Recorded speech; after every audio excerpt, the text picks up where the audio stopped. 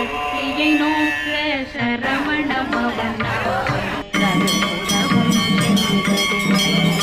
பாதமிரண்டில் பன்மணி சதங்கை கீதம் பாட விளையாட சக்தியை நோக்க சரவண பவனா